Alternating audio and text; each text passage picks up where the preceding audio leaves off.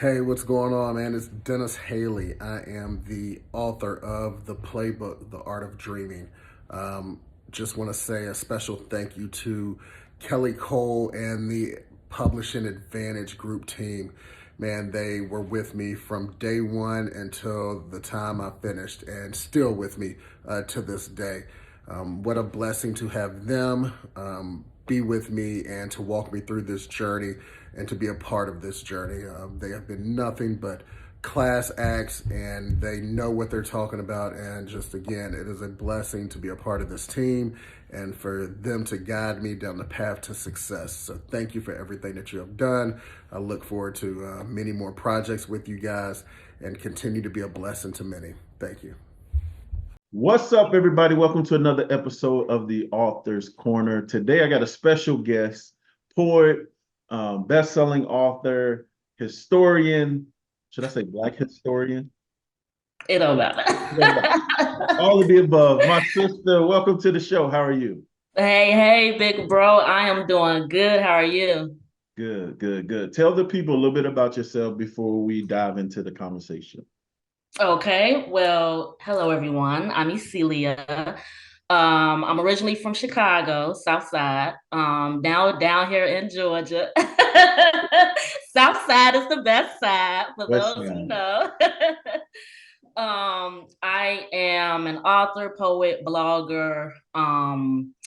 Just all things Black history. I'm just out here trying to do my part to restore the forgotten heritage to the forgotten people. I'm your sister. I'm a servant. I'm just me. Yeah, good stuff. So, talking about your book, facts they didn't, you didn't learn in school about Black history. Like, what gave you that idea? Well, first, let's start here. What gave you the passion to share the knowledge about Black history? Where did that passion come from for that? I really got tired of every February hearing the same people's names over and over again. They only give us like five. You're gonna hear about Martin Luther King, you're gonna hear about Rosa Parks, you're gonna hear about Frederick Douglass, maybe Harriet Tubman. And so going all the way back to college, I started to do a lot of reading.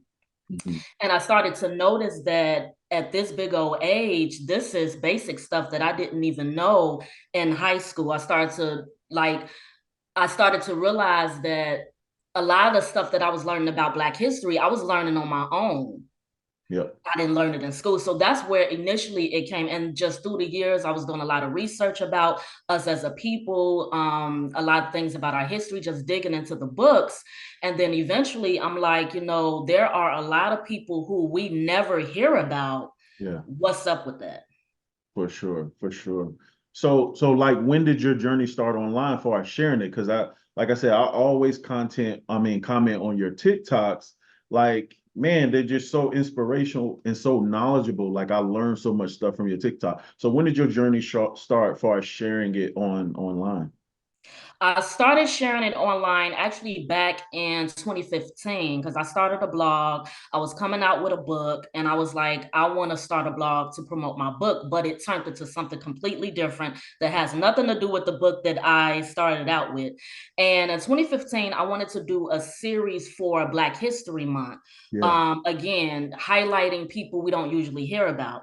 And then I started doing it every week. And then when the 28 days was up, I was like, we can't stop it after the 28 days.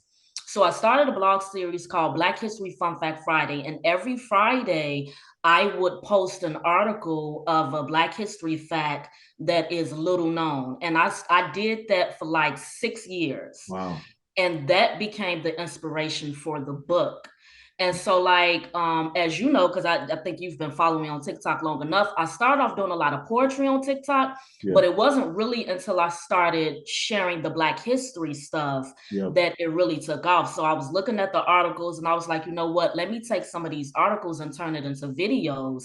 And that became like the foundation building up to the book. Yeah, I hope people catch that nugget. Like, basically finding like your voice and what people want to hear from you. It was great.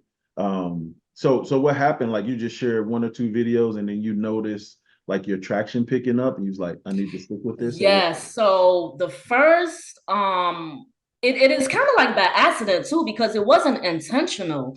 One of the first videos I shared, I think that I had went to the Poet Life Fest in 2022. Shout out to the Poet Life poetry community. And they had this huge Jenga, giant size Jenga game the kids was playing, and every Black family plays Jenga. And I was like, it originated in Ghana, and the original name was Takarati blocks.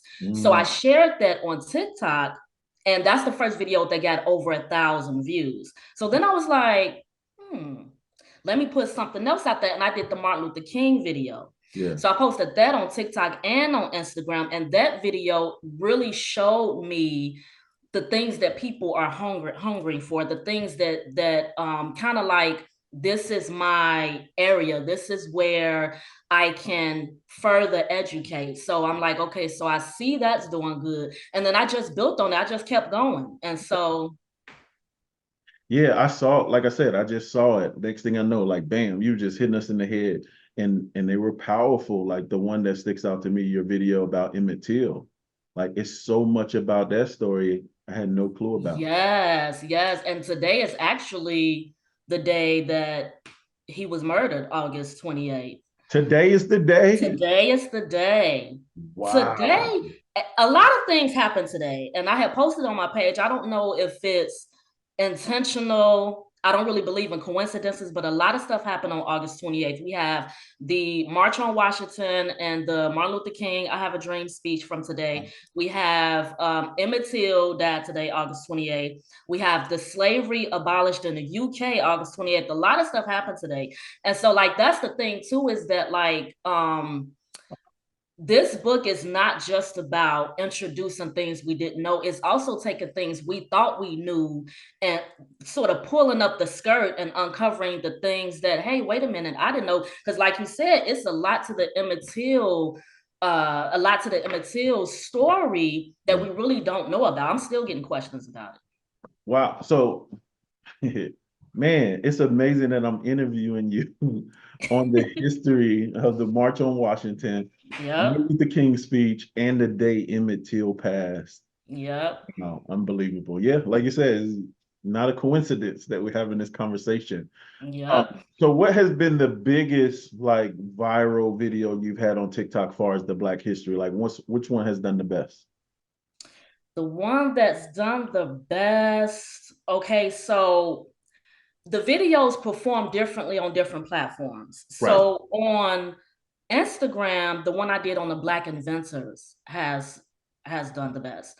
Like you got people arguing in the comments. You got people trying to come for me. It's all over the place. So that one has done the best.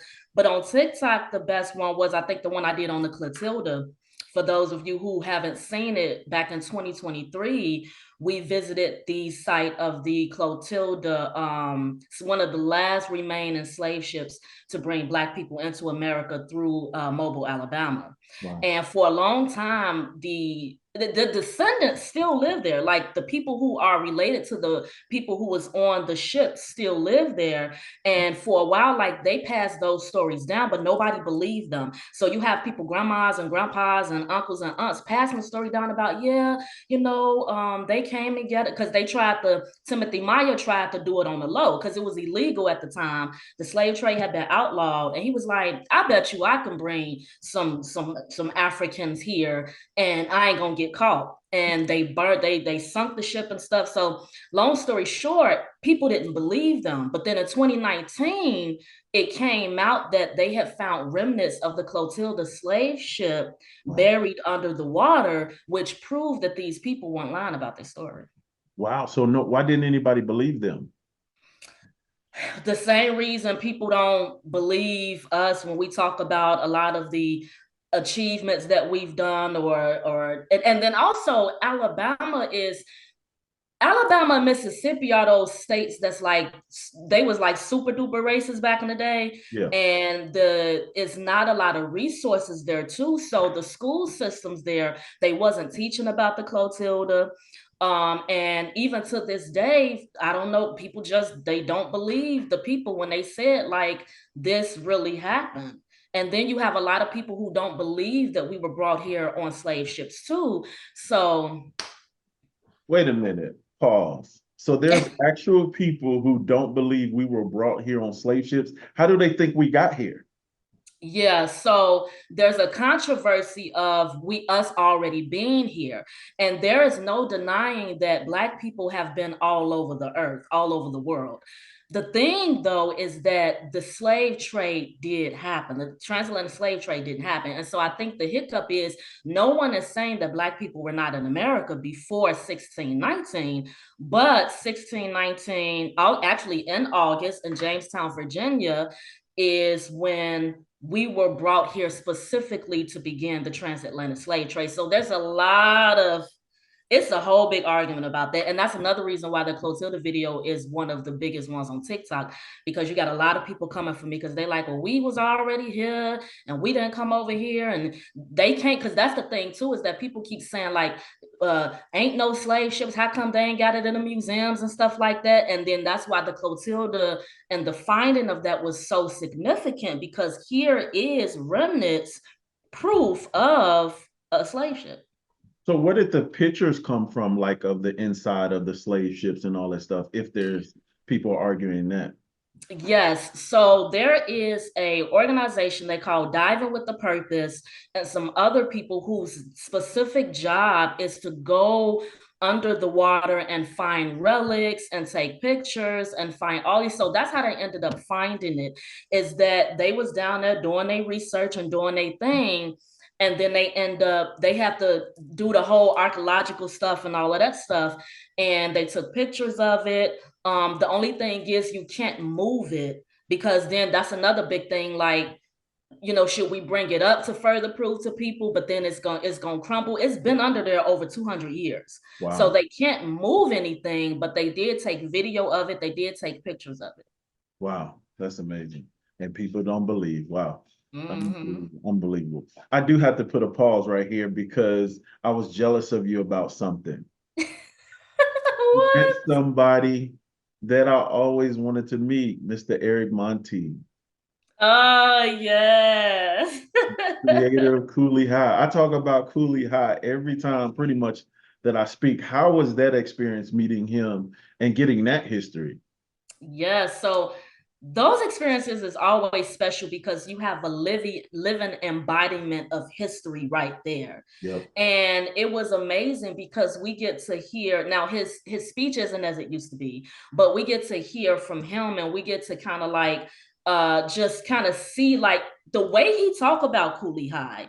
It's like he just wrote it. The way he looked, they did a showing at the Stonecrest Mall in Stonecrest, Georgia, a showing of Cooley High. Of course, most of the old heads already know about it, but some of the kids was done stuff. And the way he looked at the screen, the way he even told his granddaughter, he was like, "Watch the movie." She was talking, he like, "Watch the movie." Like the way that he talked about his experiences is amazing, because it's literally like, when I say I am Black history, that's what it is. Like, that's literally Black history in the flesh. He was talking about when Preach was driving the cars, because of course he was Preach. He said he had never drove before. That was his first time driving a car. So like it's amazing. Like, you can't even really put into words when you meet someone who is part of history like that. Hey, what's going on, everybody? My name is Tyler Campbell, and I am the author of The Ball Came Out, Life on the Other Side of the Field, brought to you by none other than the Publishing Advantage Group, Kelly Cole, and the entire team. Let me tell y'all something about them. Listen, they are there to help you. They really want to see you win. They want to help you get that message out. And collectively, as a team, you never feel like you're alone. There's no such thing as a bad question. They know the industry so well that they help you convey the message that will feed the masses of individuals that you come across. My book is #2 new release book on Amazon already, and it's already an Amazon bestseller. I hadn't even been a full week yet. All right. These individuals know what they know about the industry, and they share it with you, right? And they only want to see you win. You're handled with care. Make your book a bestseller today and go with the Publishing Advantage Group. They want nothing but the best for you. Yeah, and they stealing all his credit and all of the stuff. Can you talk about Yeah. that? Yeah, like that's great. And he's passionate about that too. Now, you might not understand everything Eric Monte says, but he always say, like, he tell everybody lawyer. He asks you what you do. His granddaughter watching this, she'll tell you he say lawyer up. Like, he is very upset still about what happened with his works. I mean, I believe it. Before I, Yeah. came across your video about him and meeting him, I had went on this rabbit hole of researching him, and there's no lies detected. Did he ever get vindication? Like, did they ever pay him? Did he ever win a lawsuit or anything like that? Well, he got I think they paid him a settlement for they paid him a settlement back in the day. They did that. And then he was supposed to have some kind of credits with Good Times. But there's still so much legal stuff wrapped up in there. But he did get a settlement. I do know that. But there's still so much like legalities tangled in there. Right. He said lawyer up. All right. What has been which chapter have you gotten the most feedback about in the book? Because usually people just kind of uh what do you call it? Summarize all of it. Yeah. Probably, you know what? No one has actually pointed out a specific chapter. They just say they like it. Yeah. Probably the stuff about Martin Luther King, probably Lewis Latimer. I do hear about that a lot. Yeah. What's the Lewis Latimer story? I haven't got to that one yet. Okay. So everyone knows that Thomas Edison and the light bulb, right? Right. But the problem with Thomas Edison's light bulb, and other people too have tried to create the light bulb, give credit where credit is due. But the problem with Thomas Edison's light bulb is it burned too hot. You could not use it in businesses. You could not use it in homes. So Lewis Latimer worked with Thomas Edison's company, and he created like a fiber filament inside of the light bulb that allowed it to be used in homes and businesses. So it's because of a Black man who was working with Thomas Edison that we have the light bulbs and stuff that we have today. So I do want to clarify something, because I see a lot of Black history memes, and a lot of them have misinformation on it. So Lewis Howard Latimer did not create the light bulb, but what he did was he made it possible for us to use it. There would essentially be no light bulb without his carbon filament. Wow. Yeah. So he just enhanced what Right. it was. Right. What it was. So you're a poet as well. Are you doing your poetry contest right now? Is that something that's going on right now? It is going to kick off October 25th. So we are wrapping everything up. We're solidifying everything with the judges, and then we're going to be doing year 7 kicking off in October. And these just written poetry works? Yes. So basically how it works is we always have a theme every year. This year's theme is joy. And people have to write a poem based on the theme, and they can send it in written form. They can do a video, they can do an audio, they can do all three, but it at least has to be written. And we have a panel of judges where we go through the checklist and go and see which one is on top with the theme, which one followed the rules and the guidelines. And at the end, we give away cash, we give away social media promotion, we do an interview on the blog. We basically are the purpose of the contest is to find those hidden gems, to find those poets who are trying to get more visibility. Maybe you started writing poems and you stopped, or maybe you didn't think that you was too good enough. Like, this isn't a contest where we shine a light on people who are already popular. This contest is specifically to find those who are, I'm always for the underdog. So this is for those people who we are trying to elevate. Gotcha. I'm gonna tell you a secret, and I'm saying this publicly. We're recording this. Most people don't know this, but back in the day, before I got into books, before I got into anything, and I was working at Walmart, I released 2 poetry CDs. What? That's shocking, right? Okay. Kelly the poet.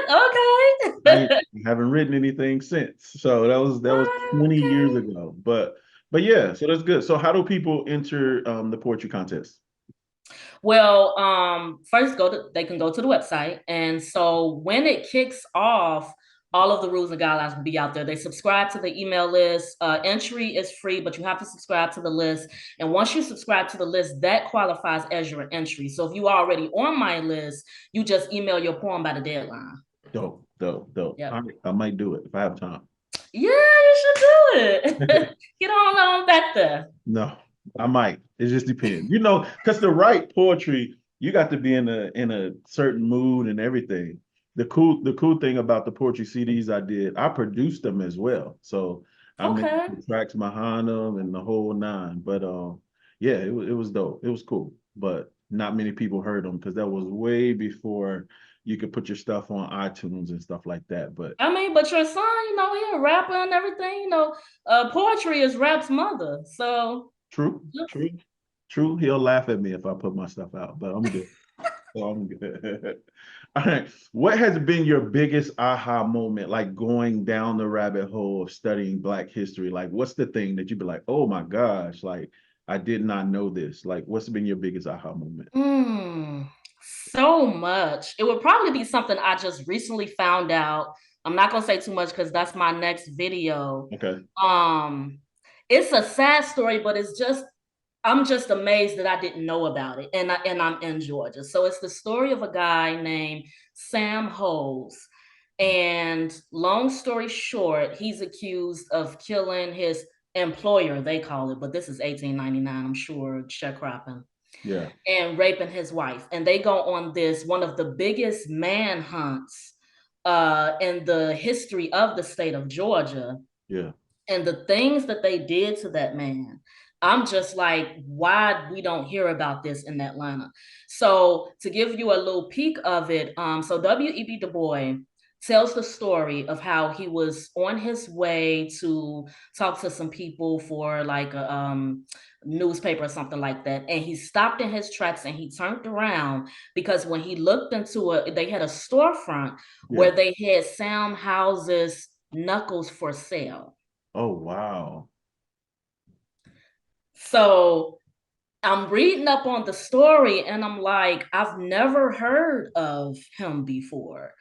And it's stories like that. And it's more, but it's stories like that, not all sad, but it's stories like that that make me really passionate about putting this information out there. And I get so excited because I'm like, okay, if I learn something new, I'm going to give it to y'all. I'm going to pass it on to you guys. And it's just those revelations and those aha moments of like, wow, like, how come we didn't know about some of it? And most of this stuff is basic, mind you. It's not something that's like too deep if you think about it, because it's just stuff that we haven't learned before. Right, for sure. How do you think we get more of our elders to tell their stories? Because the history is inside of them, Right. Them to tell their stories, you think? And I tell people that all the time, like, your elders have history. I think we should show more interest in it, because I notice a lot of elderly people, like, they kind of brush it off. Like, they'll say something here and there and they'll kind of brush it off like, oh, but that was back in that day. No, like, keep talking. And I always think about it as literally sitting at the foot of the elders, like we used to do our grandmas back in the day. Ask them questions about how they grew up. And when we say elders, we're not really just talking about like 80, 90 years old, but if your parents are still alive, your grandparents, your uncles, your aunts, anyone who's older than you has inside of them a certain history. Even us, to an extent, the world we grew up in is not the world our children are growing up in. No. It's still a completely different world. So even if you are in your 20s still, and you still have your parents alive, ask them about their life, because to you, that's history. Right. And then, so I think if we show more of an interest, I think maybe our elders will feel more comfortable knowing that we really are excited about the life that you lived. And that's another thing that inspired me too, is I'm fascinated by how the world worked before I came to exist in it. Yeah. Like, how did people do this and how did people do that? And, what did they do when there weren't no street lights? And, how did they, you got to go and heat the water up and pour it in the bathtub. And they didn't always have bathrooms, or just stuff like that is fascinating, because it's like, how did they live? So Talk to your people, talk to your grandmas and your grandpas and your parents and your uncles and your aunts and your big cousins. And, you know, if they 40, 50, 60, 70, 80 years old, the older they are, the better. Talk to them before they pass away and they take all of their history with them. For sure. Like I'm itching to go. Like I just found out when I went to Vegas for the Super Bowl, I stayed with my cousin, my older cousin. And she gave me a history lesson. And I found out our family owns a farm Wow. in Mississippi, right? Mm. Thousands of acres, called Wow. Jenkins Farms, and she showed me a video. I can't wait to go. And like you said, just Wow. talk to my older cousins, my older aunties. It's my grandmother's family in Mississippi. I can't Nice. wait. And just to see, like they had a video like when you're traveling on a highway and it's just acres and acres of corn. Right. My family owns thousands of acres in Wow. That's Mississippi. amazing. Yeah, so yeah, we've been on our grandmother to kind of tell us stuff and kind of ease it up. Yeah. But she like, get that camera out my face. She one of those like, I don't want to be on that snap tick and Facebook. And Yeah. she, What she, about a recorder, like a handheld recorder or something? my sister has started doing that, like just having a conversation where she don't even know she's recording her. But it's just funny. But all of that history, is Mhm. there. Like her talking about her and my grandfather getting married. I think she was 16, he was 17. And Wow. he, working in the field. They were slaves and all of that. And then when they got married, he didn't want her to work. So he worked like 3 and 4 jobs to keep her in the house. I think for a new author, work with any publishing company that you have to ask questions. I think that you are readily available. And being available for me was paramount because I had tons and tons and tons and tons and tons of questions. And if you are a brand new author, I think you are the person to work with where you are accessible and where you're answering people's questions. The end result and the cover of my book was the deal that made me so happy because I was fussing about my cover. I needed my cover to look a certain way. And when you guys gave me the cover back that looked better than what I originally wanted, I said, okay, they've got my vote. So yeah, make it happen, Captain, for anyone else who's coming your way. Certainly. Yes, sir. So Yeah. so yeah. Yeah, But that's I think it's amazing. it's it's out there and we need to hear it. But I get that showing the interest because when I was young, I didn't want to hear nothing my granddaddy was talking about. I just Right. wanted him to buy me some shoes. You know what I'm saying? I wanted to make some Right. Jordans or whatever it was that I wanted. And there was one day that he actually just started sharing, and he told me that he took me on his balcony. And he said I had the opportunity to own that one, that one. He named like 5 properties on the block. And I was like, well, why didn't you do it, granddaddy? He was like, your grandma told me I was stupid and that I would. Mm.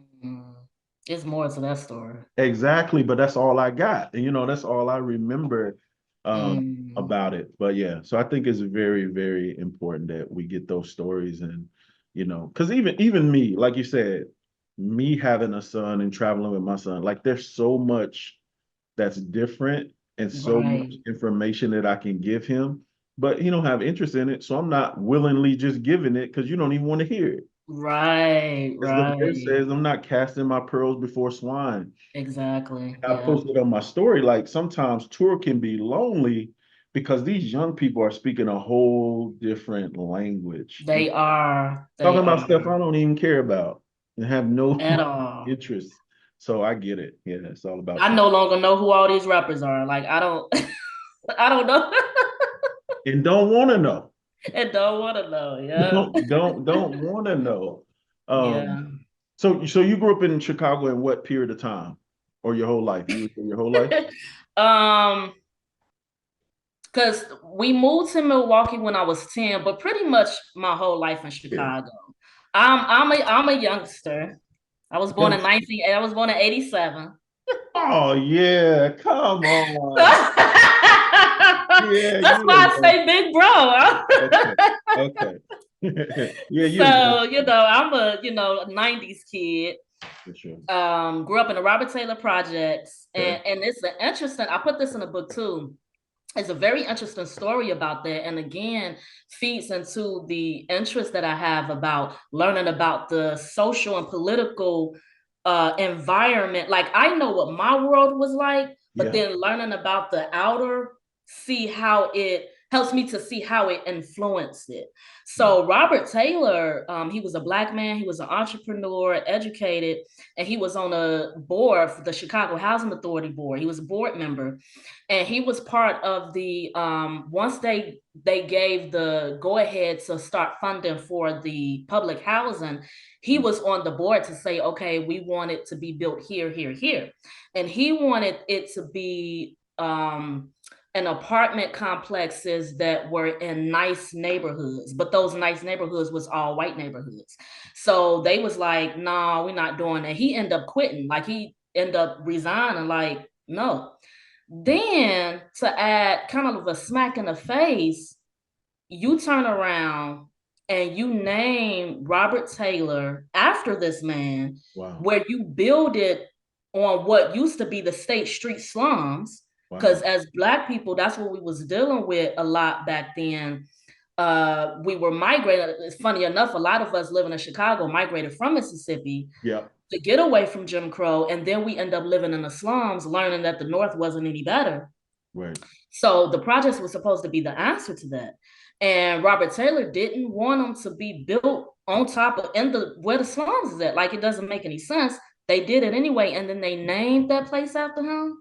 Wow. And so now his name is attached to one of the at the time, I think they said Cabrini Green and Robert Taylor are was the worst urban communities at the time, like in the United States. Yep. So, and but yeah. So anyway, long story short, yeah. And I was born in Cabrini, like you said, it's totally different. Like I love that I grew up in the time that I grew up in. No cell phones, outside playing. There wasn't a lot of technology. Like Absolutely. I love that. Like I love that if I liked the girl, I had to write her a note and then check. No, I love that. You know what I'm saying? Right. But my kids, boy, and these kids today, I remember when was it? I want to say like 2008, right? I did a celebrity basketball game, but I had two different after parties. So I had one for the adults and one for, the teenagers. Do you know the teenagers stood around the wall on their phones, then went home and then talked to each other on social media? And I'm like, what kind of date? And the kid, they don't have dances after the games and stuff no more. I was heartbroken when my son told me that, and my daughter like, y'all rather go home and talk to each other on the phone than physically dance with each other. And that was the most fun when you done had a phone and you hanging out, man. The basement parties and all of that. Yes, we definitely had us some basement parties. that was the best. And so good stuff. Next, I think you should do a whole history book on Chicago, the history of Black history of Chicago. I just gave you a good idea. That would be a good idea. It would be mostly on the South Side because that's the most cultural side. Stop it. That's the most cultural side of Chicago, the Black Belt, Bronzeville. Stop. That's a good idea, though. Until you start doing your research, you'll be like, oh, no, the West Side is actually the best side. You can be like, I had no idea. But no, that's a great idea. You should do that. That ain't my thing. I'll write that down. I did. So what is next for what you're doing in your niche with Black history and all of that? Are you planning a tour, another book? What's your next? Well, I definitely want to put out more Black history books. I want to do some stuff for kids. More on A level, Black history facts for kids. And I want to start going more into the schools. I want to start doing like lectures and speaking at schools, maybe do a tour where I go on a whole circuit and visit the high schools and stuff like that. and maybe even see if I could get some of the information in the book taught in the schools. So if you're listening and you know of teachers, educators, administrators, tell your people to call my people. Let's get it rolling. So that's the biggest long-term goal, is that I want to start speaking at more schools and stuff like that. But as far as the books is concerned, I want to write more Black history books so that it becomes kind of like a series, and we can start getting deeper into, because we really with this book just scratched the surface. So we can have subsequent versions of it that go into different parts, even internationally, Black history on the international side, where we were dropped off during the transatlantic slave trade, not just in America, but Jamaica and Puerto Rico and Haiti and all those other places. Yeah, because I don't know anything about that. That would be very good to, get educated on that. So yeah, that's dope. So as far as like Black history, this is something I did. I don't know if you saw it. So for Black history, I wanted to speak at colleges. So I was like, what's the best way for me to get something for colleges? And I just took one of my books, right, that I had already done on entrepreneurship and financial literacy, and I just repackaged it into what Madam C.J. Walker would teach today, and created a whole tour that got booked and stuff because it was niched for Black history. So I think Nice. I think you can make that happen. Get some colleges, get some high schools and things like that. What about a documentary? Have you thought about doing a documentary? I've definitely thought about doing a documentary. I would love to do a documentary. So I've thought about that. Cool. I don't know how yet, but I thought about All it. all you need is the funds. I got the crew if you're ready. Okay. But yeah, we've started doing that. I'm actually working on a book and a film. So Nice. keep me lifted. I haven't announced it yet, but I'm doing a book and a film, preferably that come out next year. Definitely the book will be out, but then I want to drop the movie the end of next year. So Nice. That's what's up. we'll Yeah, keep we got to talk about that definitely, because a documentary is definitely something that I would like to do. cool. All right. So any last words, anything you want people to know about you? Where can they follow you? Where can they get the book? And where can they book you to speak? So you can follow me. I'm at Yecheilyah across all social platforms. Just make it real easy. You can get the book at blackhistorybook.com. You can also follow me on my main website, YecheilyahYsrayl.com. But yeah, to go straight to the book, blackhistorybook.com, and you can follow me on at Yecheilyah everywhere. Cool. Dope. Thank you so much for doing this. No problem. Thank you for And having me. wow, on a historic day, the day Emmett Smith passed, March Yeah. on Washington, and I Have a Dream. Last thing, speaking of I Have a Dream, did you see the movie Air on Prime? With They talked about the Air Jordan sneaker, the creating of yes, I seen it. and that bit of history when the guy who has the original I Have a Dream speech, ain't that crazy Yeah. parallel with that story? I was like, wow, and it was actually true. So Yeah, I did see that. Yep. on this day. But thank you so much again, and appreciate you. No problem.